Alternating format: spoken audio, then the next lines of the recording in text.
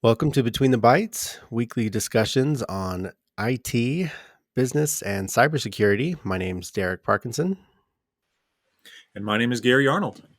and today we're joined by Chet from Sophos, and I will let him give us a breakdown of what he does for Sophos and what we're going to be and a little bit about what we're going to be talking about today. Chet, how are you doing today?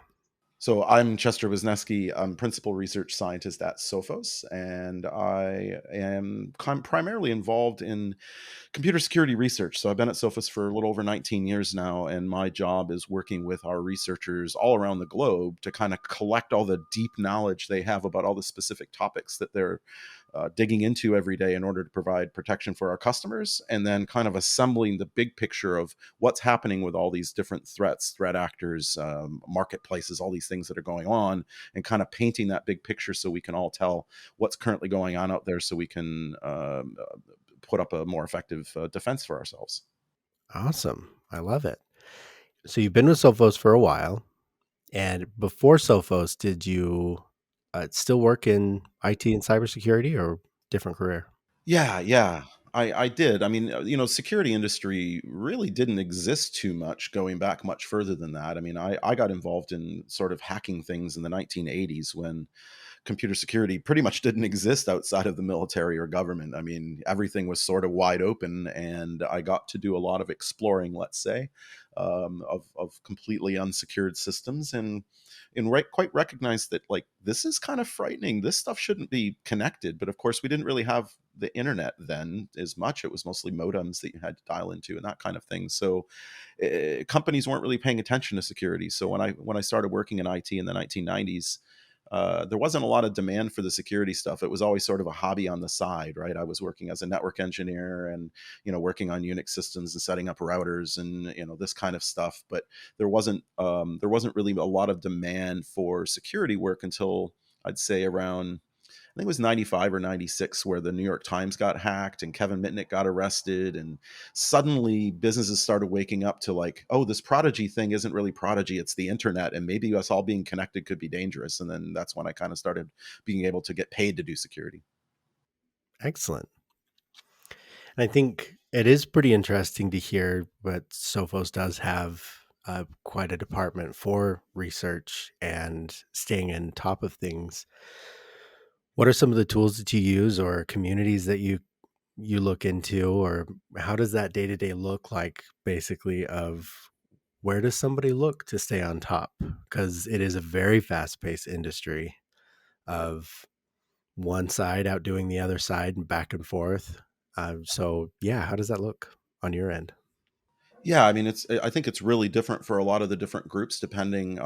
Clearly, we have specialists that all they do all day is look at spam, or all they do is look at ransomware or different things. So, for those folks, there's a lot of sort of micro communities of other researchers that they're embedded with, where they're always looking at the latest things. But for myself, where I'm trying to get that big picture information that is a little more applied in the day to day for the IT practitioner.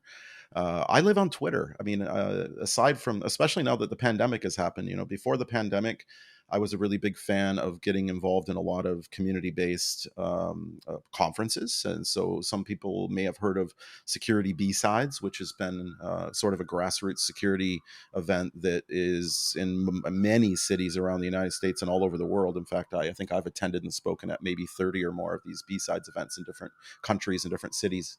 And I really enjoyed, the in-person stuff, to hear people's tales of both success and failure about how their security is working out. But these days, being that we've been mostly trapped inside of our homes for the last couple of years, I kind of live and breathe the Twitter. There's a lot of information in real time unfolding on Twitter from all different levels of technical expertise, right? There's a lot of great journalism and press for sort of more general audiences, all the way on down to the actual researchers that are finding the vulnerabilities that are being exploited by the criminals. Then in this past year, kind of on that note, in this past year, what have been some of the biggest threats or biggest challenges to overcome when it comes to that cybersecurity front?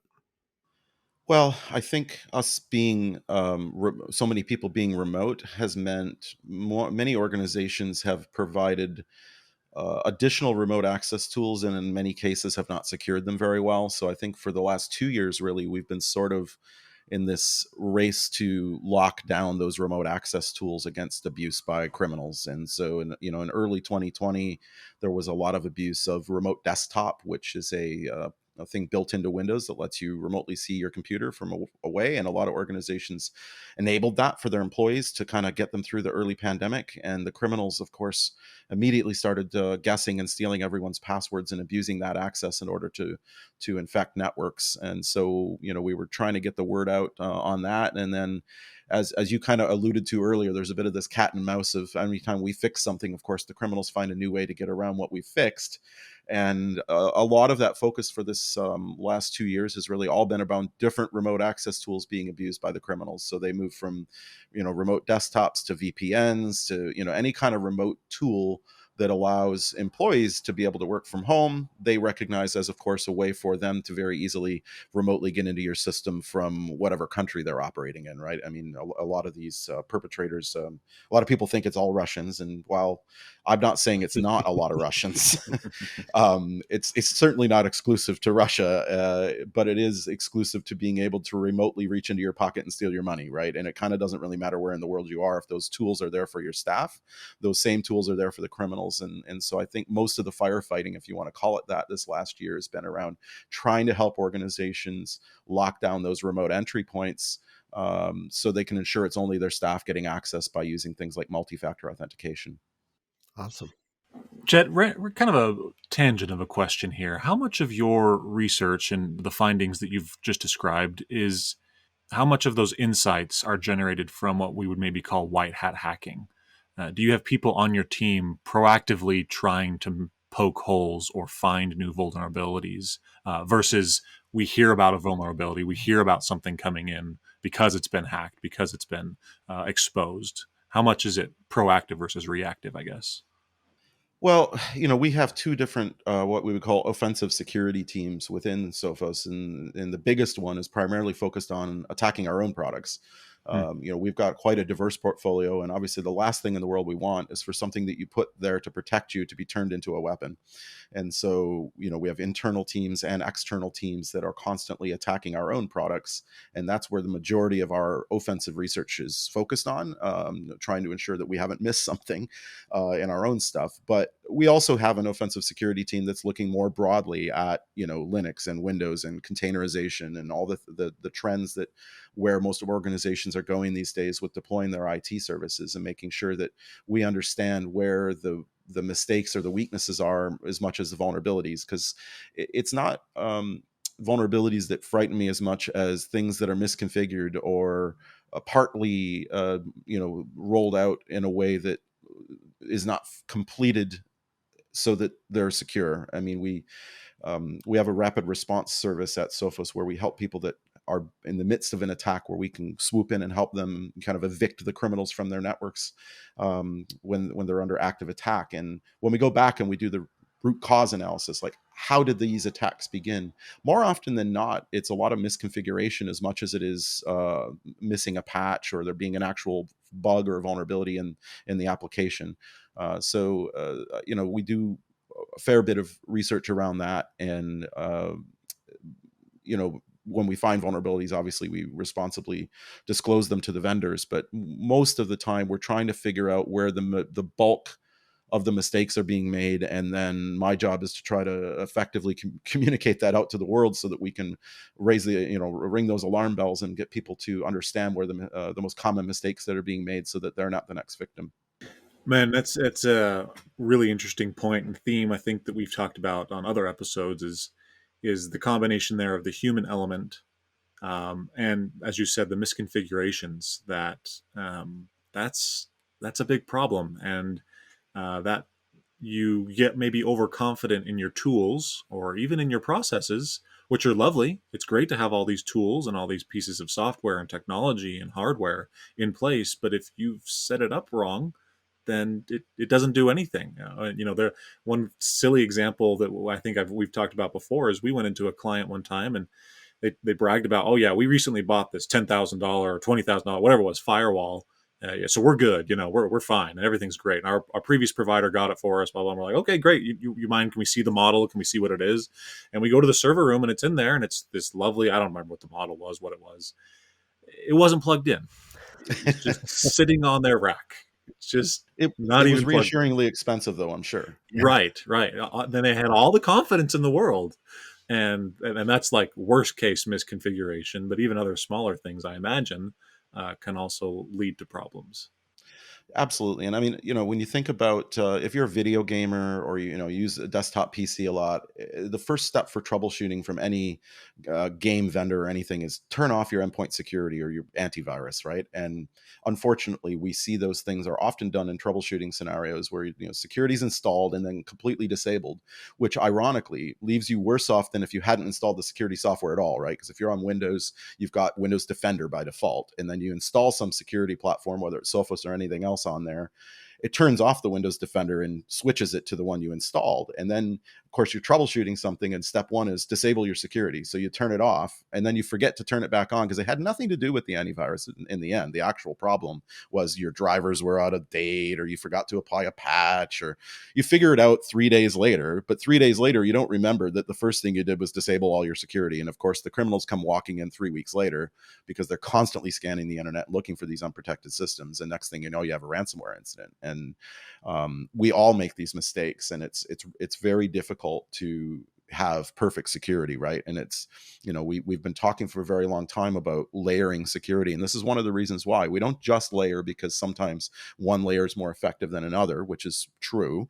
But on top of that, there's the human layer of, we may have made a mistake, we may have misconfigured one of the layers, we may have disabled it temporarily and forgotten about it, and having those extra layers gives you another opportunity to sort of have an alarm bell, right? And certainly, if you think about security at high security locations, whether that be government courthouses or whether that be the bank or different things, there's always layers there of multiple ways for the alarm bells to be set off, so that hopefully you avoid the final step of the money being stolen, or this type of thing. And we're looking at the very same thing when we're looking at our computer networks, right? We count on that firewall to do its job, but if it's misconfigured, we're hoping the anti-spam does its job. And if in the end some threat makes it all the way down to a Windows computer or a laptop or a Macintosh computer, hopefully that endpoint security is still there to be able to raise some alarms, even if it's not configured properly, at least enough for humans to get involved to help rescue it. So on your end then, how have you dealt with, or do you have to, I guess, in your department, deal with objections or hesitation when it comes to getting organizations to take all of this seriously? Um, Gary and I have talked, and even on the podcast and things, but also just internally when we're putting together marketing materials and stuff, we start to feel a bit guilty, like we're using scare tactics, because a lot of it feels that way. But honestly, it's just opening people's eyes to what's actually happening out there. Is that one of the things that you kind of lean towards, is just hard data of this is what's going on? Or do you have some other approaches that you've taken to kind of open people's eyes? I think the biggest mistakes I'm seeing being made are related to outdated models of what the threat is. And so I try to take a consultative approach with the leadership, because uh, um, and it's people like me. I mean, people my age are the problem, which is, we started our careers in the 90s and 2000s doing actual hands-on IT work, and now we're directors and VPs and Hmm. this kind of level in our organizations. We're the leadership, and our mindset is still stuck in 2005, the last time our hands were on a keyboard installing Service Pack 3 on an Exchange server, kind of thing. And so I try to relate to people that way and go, look, let's talk about how you're doing security. And inevitably, I feel like the model that they're addressing is 10 years ago's model, which is one of the reasons they're failing, because the threat has changed dramatically and how it attacks networks. And so I explain, like, well, this is kind of how we used to do things when the threat looked like this. And there's a lot of nods. And then it's like, okay, but not sure if you realize this giant shift has happened in how the threat works now. So now we need to adapt our approach to defense to this new threat, which is we didn't used to have hands-on keyboard attackers actively trying to subvert our networks. Almost everything was automated in the past. We could rely on these tools to provide, say, 96, 97% protection, whether it was antivirus and firewall. That was pretty much what you had in those days. And it was really quite effective if you had it turned on and configured correctly, because the threats themselves were somewhat automated. They were targeting everybody's Flash, add-on in their web browser. They were targeting, unpatched vulnerabilities when Microsoft, before Microsoft had, so consistently started giving us fixes on Patch Tuesday, that kind of thing. And it didn't have as much of a detection and response element. That wasn't really part of most organizations' security plans until much, much more recently. And when we're looking at it today, we know that prevention is only going to get a certain much lower percentage than it used to, because the humans are what are driving the attacks. It's not bots anymore. And because they're humans, they're creative, they're tenacious, they're persistent. They don't just give up because the firewall says no. They try another way, and they try another way, and they try another way, until they find that accidental configuration mistake you made, right? And so I think when you can relate kind of, the here's where we were, and now this is what people are doing to bypass what we were doing, the eyes kind of open up and go, oh, right. So if it's a human and I can't rely on the tools, then I need humans, right? I got to have humans actually looking at how to patrol, different, trying to relate it to traditional security, right? You don't just have an alarm system. You also have the security guard who walks around the building making sure none of the windows got broke open and nobody's propped a door open for going out for a cigarette. So this is the kind of approach we have to adapt on our network security as well. Has an IT employee propped the door open temporarily while they're doing something and left it open when they went home for the night? And if so, we need to be patrolling and watching for these errors, and so we have an opportunity to correct them. I like that a lot. Very well said. And that's so interesting that we've kind of maybe not come full circle, but you would think that things would get more robotic, more automated, as things progress. But kind of the opposite has happened. The way attacks are carried out, as you said, but then kind of the way that we then have to defend ourselves is more human than ever. But that being said, Chet, I was curious. I know that Sophos has some products that tout maybe the use of AI or some, sort of machine learning in terms of the product. What is the role of that in general in terms of combating cybersecurity? What does that really mean? But also, is there a scenario where these misconfigurations that are, as you say, very common, the human error that is super common, can advanced machines help cover those gaps for us? Can a machine see you've misconfigured this incorrectly and fix it for you? Is that realistic, or are we minority report here? I think it's a really interesting question that has it'll have a reasonably long answer because there's lots of little components there, right? But I think the machines are absolutely helping us. We have to be smart enough to listen to the machines, which sounds pretty weird because we would like to think the humans are directing the machines and not the machines directing the humans. But the machines often do detect these failures, and the humans go, "Oh no, I want it that way," which is another whole set of problems, right? But when we look at machine learning and artificial intelligence in our products, I think the most immediate thing people are noticing are that it's allowing us to sort of shrink our footprint and be more efficient at doing what we've been doing all along. When we look at things like antivirus, we all think about downloading our updates and getting cloud lookups and all these things, and of course all that still happens, but a lot of that has been replaced with a machine learning model, which is much more memory efficient. You don't have as large of an update. You don't use as much resource on the computer, so it means it's more efficient and can hide in the background and be unnoticed to the user, while it's still providing equivalence to security to the way it used to when it had to get more frequent updates that were larger and more cumbersome on the computer. So, I mean, that's one way that things have immediately helped. Another way that really helps us on the research side is, we get hundreds of thousands, if not millions, of malicious file samples every single day coming into the lab. And clearly, with a few hundred people, we can't look at all those files. So we want to know which ones are interesting, right? Show us the ones that not only did we not detect so we can ensure our customers are protected, but we want to see trends of new techniques that might be getting deployed and making sure that we've got all the tools necessary to effectively defend against those new techniques. And machine learning can ingest those millions of samples and go, these 10 don't look like the others. And a researcher wants to look at those 10, not the other 2.5 million, right? So the humans and the machines working together are far more successful at accomplishing our goals of providing a high level of protection than either one ever would be alone, right? And many of the listeners probably remember the chess playing robot that IBM built, Deep Blue, to defeat I think it was Gary Kasparov, very famously.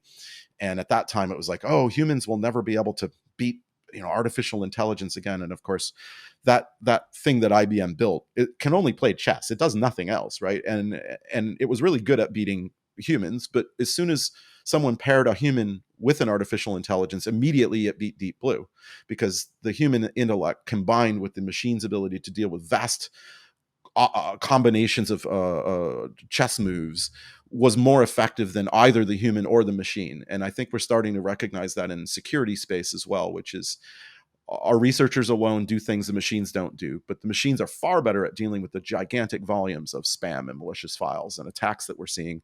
But if we put the two together, we end up with an even more superior outcome. And that's what our goal is to let the machines deal with the drudgery of the volume. And then hopefully out the other end comes a superior intelligence with the human added to it that can understand some of the context that we'll never teach a machine. And we have some work we're doing in our AI team right now where we're trying to help automate SOC, which is the Security Operations Center. It's where your analysts are looking at the threats coming into your network, trying to figure out which ones may be worth doing an investigation to see if you've been compromised. And it's really hard. It's there's a lot of burnout in this industry. It's a very high stress job to be constantly analyzing large volumes of alerts from all these different security and software products around your network. If we can take the machine and apply it to that, get rid of some of that drudgery so that only the interesting things are percolating up to the top for those analysts to look at, we're hoping that'll help solve that burnout problem with the security analysts, make their jobs more interesting and less monotonous and less drudgery of going through all this stuff. But in the end, it takes a human to look at something and go, no, that's Sarah. She's doing maintenance right now on that system. That's perfectly fine. Wait a minute. What's this over here? That doesn't make any sense. And it's really hard for a computer to tell, and the human will always be needed to do that.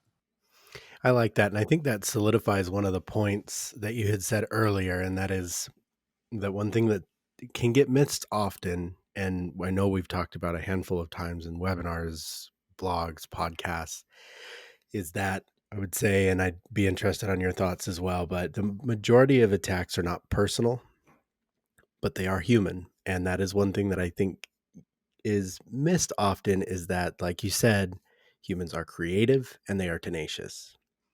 So although it might not be a personal attack, it is in a lot of cases their job, their career. That's what they do. It's not somebody winding down after a 9 to 5 and trying to see what they can get into. No, they are committing to something, and they're committing to overcoming obstacles. And that is one thing that humans do exceptionally well. And I think that actually goes on both sides. Like you said, is if you have AI and machine learning to go through all of the heavy lifting as far as the vast amounts of data, and then things that need more context or a little bit more creativity, or some trends that are spotted that need to kind of have a bit of bigger picture built around it, that's where humans come into play on the defensive side. So I think that's a very well put point.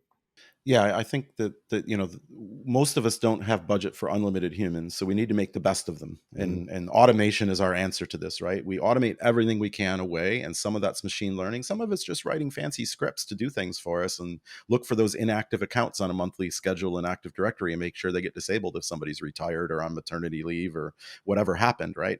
And as much of it we can automate away, we can then educate the humans to do higher level roles within the organization, so that we don't have these shortages everyone's always talking about. We make the most of the humans that we can. And the criminal side of this, I like the way you put that, because it really is, it's a combination of humans with opportunity, right? I'm the guy when I'm at the hotel when I'm traveling that checks all the locked doors down the hallway just to see if the maintenance closet's open. I wonder if there's a computer switch in there, or like, is this door ajar? Well, oh, it's just cleaning supplies, but that's what the criminals are doing, right? They're scanning the internet constantly, and they're looking to see, did somebody leave the door ajar? Did somebody prop the door open when they went out for a smoke? The equivalent of that. They're constantly looking to the point where sometimes you make a mistake and it's only a few hours before a criminal discovers it. They're not targeting you. They're targeting anybody that left the door open, and they're just looking for open doors. And once they've got that opportunity, then the human kicks in, and it is now a one-on-one attack. And most of us, until 5 years ago, those types of humans trying to invade your network were the things of defense contractors and financial organizations and banks. It was a JP Morgan Chase problem. It wasn't the local flower shop's problem. And so we're in that mindset still that, oh, that's not going to happen to my organization. I'm too small. I'm in New Zealand. I'm in Canada. I'm in Iowa. And they don't even know I'm here. Well, on the internet, no one knows you're a dog and every computer looks the same. Like, it doesn't matter who you are. If you have money to steal, I'm happy to steal it from you. And if you make a mistake, I'm going to walk in and take it. And I don't think most companies understand that they have a human adversary, that this is not a robot. This is not something that only cares about you because you're Target or Sony or the New York Times. It only cares really that you have a bank account with more than a few $1,000s in it, and that's enough to make it worth my time to steal from you. And many of the criminals are in CIS countries, which your listeners may not be familiar with. The CIS is the Commonwealth of Independent States, which most of us that are old enough used to call the Soviet Union. And so those countries have different economies than us as well. $1,000 means a very large amount of money to many of the people in CIS countries, or to a lot of the hackers that we see coming from India and Bangladesh and Nigeria. Those sums of money are significant. So even as a small organization, you're well worth robbing if you leave the door unlocked, because that amount of money can make a big difference in the lives of many of the people that are perpetrating these crimes. Chet, I want to ask you a broader theme of questions, or a question here that we've touched on in the past, and that's sort of maybe this isn't the right term to use around this, but sort of an arms race that it seems like we're kind of in. Things seem to be escalating. And maybe that's just the nature of the internet is now more prevalent than ever. There's more devices that are connected to the internet than ever. And so, of course, there's going to be more activity, malicious activity. But it seems to be getting worse. Ransomware is on the rise. As you mentioned several times, there's increasing threats. Is there a macro way of addressing this? And obviously that's probably something the role of governments, but maybe it's also the role of private, technical organizations and companies. How can we put the lid on this? Is it as simple as we need to get people more educated and just start using the tools better, or is there a macro way of addressing this rising threat? Yeah, that's a great question, and I don't like the answer, I don't think, but I don't know that there's a good way of macro addressing it. Certainly in the United States, CISA, which is a part of the Department of Homeland Security, has made huge strides in more effectively communicating what these threats look like. And organizations that listen to the advice provided by CISA are far more secure than they ever would have been before. I encourage everyone's security team to make sure they subscribe to the bulletins that CISA issues. They tell you which products are being attacked right now actively. Of course, their goal is to inform federal agencies of what they should be doing to protect themselves, but we have the same adversaries as these federal agencies. If you follow their advice to protect against that threat, you're protected against all the threats. So I think that's one approach, is definitely getting clear, consistent, up-to-date communication about what the threats are, and we're pleased to see the work CISA is doing. The problem is the only people listening to CISA are people like me, which I already knew the answer. We need the average organization's security teams and IT teams to start paying attention to that advice and taking it to heart.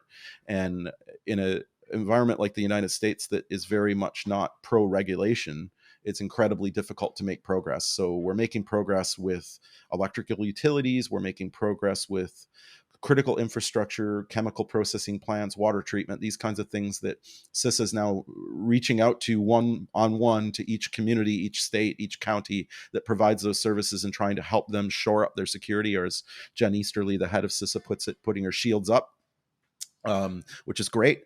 but that doesn't scale out to the millions of small and mid-sized businesses all around the country. They have to be listening and taking that advice to heart, or we're not going to make a lot of progress there. And that's the challenge. And it can be addressed at other levels as well. I mean, as software companies, we need to be building things that are harder to break into and that don't require the user to need to know or do anything. When things are important, we need to be forcing people to make more secure authentication choices. And certainly, we have the benefit of our customers that use our products being security professionals and IT professionals. We require multi-factor authentication in Sophos Central. We just do not allow you to disable it. You must use multiple factors because we know the criminals will log in and turn off your security if you're just relying on a password, and that's exactly what they will do. But for our individually, for our own Gmail accounts, for our Facebooks, our Instagrams, our Twitters, whatever things that we're doing, we need to be moving toward that becoming normal, that we have multiple factors. And maybe that's putting our fingerprint on the sensor on our phone, or it's face unlock, or it's something in combination with that password in order to prevent criminals from simply guessing or stealing our passwords and literally walking away with our digital identities. So we need to start normalizing both sadly a little bit more inconvenience, things like multi-factor. That alone would stop probably 80 or 90% of the attacks we see if we just had better authentication. So I think I'm hoping if people have that explained to them, especially when we're talking about their retirement account, when we're talking about their finances, when we're talking about, sadly for most of us, our social media accounts are our online identity. If we are willing to take that little burden on of doing a little extra step every time we log in, we almost guarantee, at least for now, that that's going to keep someone out of our pockets. Great thoughts, and yeah, I appreciate you sharing. And it's not an easy, of course, it's not an easy problem to solve. It's many problems, but as you've emphasized, user training and the basics, and we bring it up every podcast episode. We've joked about renaming the podcast to the Multi-Factor Authentication Podcast. MFA is where it's at. But you said your last little phrase there was "for now." What is the horizon? What's over the horizon, both the good and the bad? Well, the truth is, not all multi-factor is equal. And while today, there's a lot of fussing about that, people go, oh, don't use SMS, don't use this or that, or the 6-digit numbers that come up in the app on your phone, and all of these things, sadly, aside from a token, are able to be phished. Meaning, I can pretend to be Facebook and ask you the 6 digits, and if you give it to me, it's no good. It's the same as if you just gave me your password, and that's true whether it's an SMS or an app on your phone, or even a token. If there's listeners that have been doing this a while, you may have had the RSA token you had on your keychain, a little digital screen that every 30 seconds a different 6-digit number would show up. We all carried them in the security world 10 years ago. But no matter what, if it's just something like that, I can just ask you nicely for it. And if you think I'm legitimate, you're going to give it to me no different than I might ask you nicely for your password. So that is one weakness of most multi-factor solutions, that we expect and have already seen a movement toward a lot of criminal groups to start phishing those tokens in real time and exploiting them, because it turns out most people, if you ask nicely, will give you whatever you ask nicely for. Yeah. So that's a problem. And the solution to that, and I'm just looking around my desk while we're here on the podcast, and it's not in front of me, but somehow I've lost my keys, which is a problem considering they have a security token on them that I want to talk about. And maybe somebody's got my security token, is logging in as me right now to something very important. But I think I must have left them in my pocket when I took the dog for a walk. But nonetheless, there are tokens that you plug into a USB port on your computer, or can connect to your phone or computer via Bluetooth, that have sort of an interactive mechanism that the token actually verifies that the website you're trying to log into is that website before it surrenders the secret. And that prevents somebody else from impersonating Facebook or Twitter or whatever, Gmail or whatever you're logging into. And so that is much harder to break, but very few people are willing or currently carry that kind of a token and use them. And unfortunately, many websites are making this even harder on people with, this one wants 12 characters, this one wants 16, this one wants you to stand on your head and use an ampersand.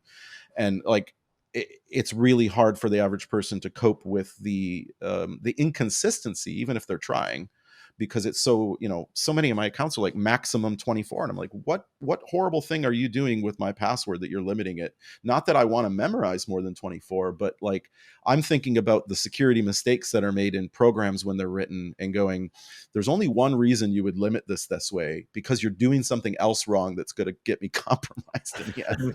And maybe I'm reading a little too much into it, because I've literally been doing this for close to 30 years, and I see boogeymen around every corner. But things need to be consistent for the average person, so there's one thing that we can teach them, that this is how you do it and this is how you do it right, and they should be able to consistently do that everywhere that they need to prove their identities, so that they're not caught up in all this nonsense. Very well put. Chet, great advice, and appreciate those insights. I guess tying the bow on that last bit, and just sort of maybe some closing thoughts a little bit here, Chet, is you've had a lot of advice for, I think, end users and for organizations. What are some other things maybe that you're seeing in your research or your data collection, today, that we should be on the lookout for?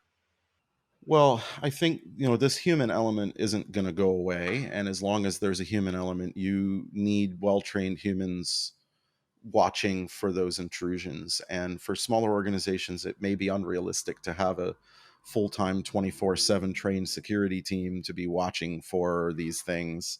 And that's where partners and service providers like yourselves, or services like we offer, come into play, where you can kind of rent that as a service with other small organizations, so that you can pool your resources to have experts watching your back. And I think that for large organizations, you're kind of more partnering with companies like us for threat intelligence, so you make sure you've got access to all the latest information to understand what those threats might be for your own security people, to then implement custom tailored policies to your environment, because you're big and you've got the money to do that. And in the mid-size organizations, it's more by industry, right? I think mid-size companies that are in high risk industries, critical infrastructure, finance, etc., probably want to own that in-house and partner with external companies to assist them. And mid-sized companies that are more traditional manufacturing services companies, that kind of stuff, probably are going to outsource that, because that's not something that's their specialty, and it's easier to pool their resources and save some money by not having that as an in-house function. And then on the low end, it's almost always going to need to be someone on the outside, kind of keeping up with all those latest trends and providing you the advice and helping you implement some of that advice as you go down the path, because it's just so hard to stay on top of. But any specifics are hard to really predict. I mean, there was so much noise in the past few years about IoT and 5G, and none of it has mattered a lick in the end, really. The attackers are still going after your Windows servers, where all the important data is stored. And if you decide to put all that data in the cloud, guess what? They're just gonna start hacking your cloud, like wherever I forget who it was that said that you rob banks because that's where the money is. But I mean, in the end, wherever your data is, somebody's interested in that data to compromise you, to extort you. Wherever it is where they're going to be attacking. And as far as I can tell, that none of my money is inside of Alexa or in a smart camera or whatever. And while those devices can be used in botnets and in niche attacks of certain types, they shouldn't be ignored. In the end, wherever your data is where they're going to steal it from. And currently that's on our Windows servers inside of our networks, and it's in containers in the cloud. And that's exactly where the focus for the majority of attackers is. So I don't see any big shifts. I think they're going to continue to seek out the mistakes we've made. They're going to continue to look for those computers that didn't get patched. And I don't know how many times we can tell people to patch things, but that is one of the in our we did a report called the Active Adversary Report that you can find on our website that we just released about 3-4 weeks ago. And I think it was 56% of the attacks we helped customers deal with that were actively in their network. In 56% of the cases, it was something unpatched. And almost always it was Microsoft Exchange, which those patches were released more than a year ago. And they're still being actively exploited as the number one way into computer networks today. A year later. So we're not talking about 0 days here. We're talking day 389, I think. And that is something we can do. We can address that. But people, if they're listening, we can address that. And the other way, of course, was through stolen credentials back to multi-factor, right? So to me, I look at those reports every year, and that's where I spend the rest of my time lecturing the community on, which is how are they getting in? We write this report every year, and then that's the thing that I need to keep hammering into people's heads through the opportunities I get to speak to them, which is there's a lot of sexy things in the news out there that are really interesting attacks, and very few of them are happening to you. What's happening to you are the things that we've been talking about for a long time, and let's just put our attention where the focus needs to be. One last thought on that, and I know it was a long answer, but Nope, you're good. we need to understand that we have to prioritize where our resources are going, because we're never going to have enough resource, right? And I think we're trying to spread it too thin. I heard somebody say it's like trying to coat the moon in a layer of peanut butter, and it gets so thin by the time that in the end you can't even tell you've done it. And I think we get that way with security. Like patching those Exchange servers that are sitting there facing the internet is a far bigger priority than patching my laptop. If my laptop gets compromised, IT can re-image it, and it probably costs the company about $1,000 for that incident in the end. It's annoying. I'm without my computer for a day. My productivity sucks, but I'm really back right to where I started. My files are still on Office 365 in my OneDrive, and I'm back in my Outlook, and I'm working again. That server, that Exchange server gets hacked. That's $1 million incident, or on average in our survey this year, $1.45 million per incident when a server gets hacked. Ouch. I'm spending all my time patching those servers. I don't care if the laptop gets patched. It's important to patch that laptop. Don't get me wrong, but I'll get to that in a couple weeks. Where are my crown jewels? They're in that database server. They're in my CRM database. They're in my Exchange server. That's the thing that costs me $1 million every time it's down. That's where I'm patching. That's where I'm focusing my attention. Unfortunately, I think that mindset is still, I'm worried about patching my 12,000 laptops, which takes me more time and energy for less benefit. Mm-hmm. If I've got limited resource, I can put it all where the threat is. And right now that's on your server and your cloud. Very well said. Yeah, Chet, I think this has been one of the best cybersecurity conversations we've had on this podcast. I'm pretty excited. There's a lot more rabbit holes that I want to pick your brain about. So we'll have to definitely have you back on. To wrap things up, we're going to ask the really hard questions now to get to know you just a little bit better. First one being, what are you watching, listening to, or reading right now that's really got your attention? Well, I just finished reading the new Neil Stephenson Termination Shock sci-fi book, which I thoroughly enjoyed. It was a nice twist into sort of interesting thoughts around climate change activism, let's say, without spoiling the plot. And I quite enjoyed something that was a little bit less doomsday, let's say. I read a lot of sci-fi, and a lot of it can go into some pretty dark places.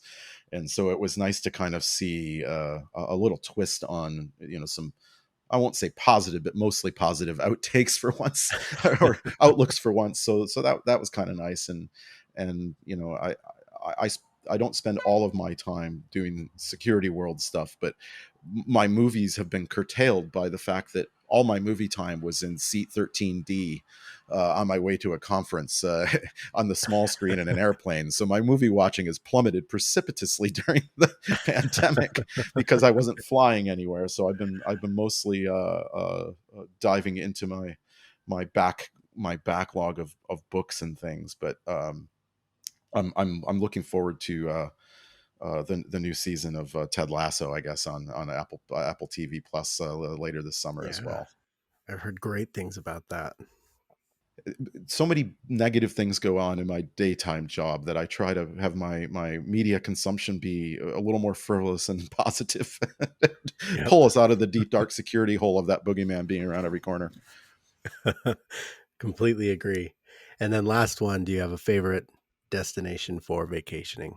I think the place I miss the most at the moment is Australia, which I go to frequently for work and turn into little mini vacation trips every time I manage to make it down to Australia and New Zealand. And if I had to pick even a more micro spot, I would Tasmania is one of the most fantastic places on earth, and to have had the privilege to visit Tasmania a few times is something that I recognize as an amazing thing in and of itself to have such a privilege. But I would go back in a heartbeat if I had the opportunity to make my way back down there. I love it. Very cool. Excellent. All right. Well, yeah, Chet, thank you again for joining us. I think it was a very solid discussion, lots of great insight from you. So I appreciate that. And we're going to go ahead and wrap up this episode and call it a day. So thank you guys for joining again, and we'll catch you guys on the next one. Sounds good. It was fun. Thanks for having me on. Thanks, Chet.